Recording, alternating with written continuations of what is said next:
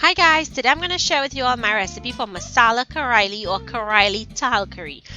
So to make this, we're going to start by cleaning and preparing the Carallie. And what you want to do is cut the two ends off, cut the Carallie into a half, and then you're going to scoop out the insides of the Carallie.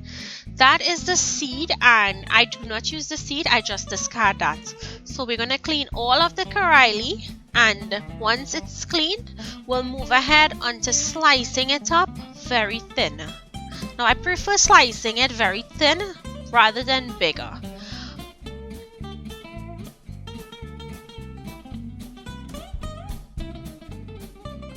Now I'm using the Indian variety here, but you can use any variety you can find.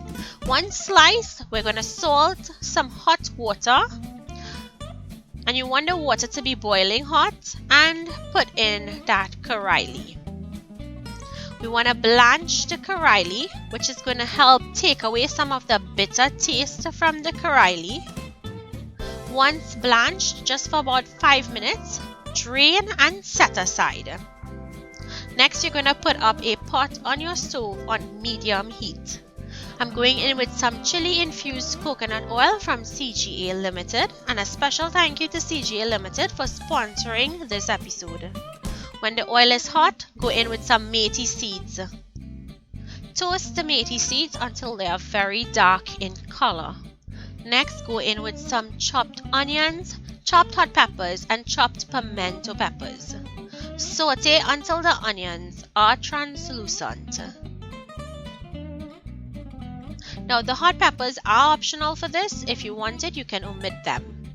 Next, go in with some minced garlic and saute until the garlic and the onion has a light brown color.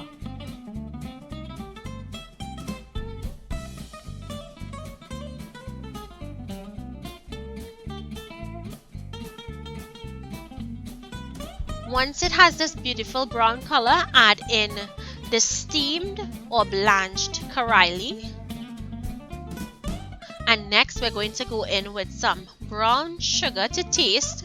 Now the brown sugar is going to help with that bitter taste, but if you wanted to omit it because you wanted to keep this recipe diabetic friendly, you can. I'm also going in with some geera powder and some amchar powder. You can add salt to taste once you finish mixing in all of your ingredients. So toss the coat with those seasonings or spices. And once everything is mixed in properly, adjust your salt to taste. And then this is ready to be served. This goes great with hot roti or even dal and rice. It's a really great vegetarian recipe for this Diwali, or even in general. So I hope you guys enjoyed today's recipe. If you did, I hope you remember to give the video a thumbs up and to share with your friends. I also have an apple version to this recipe, so you can try that out, and I also have mango and pumsity. Thank you all so much for watching, and I'll see you guys in my next video. Bye!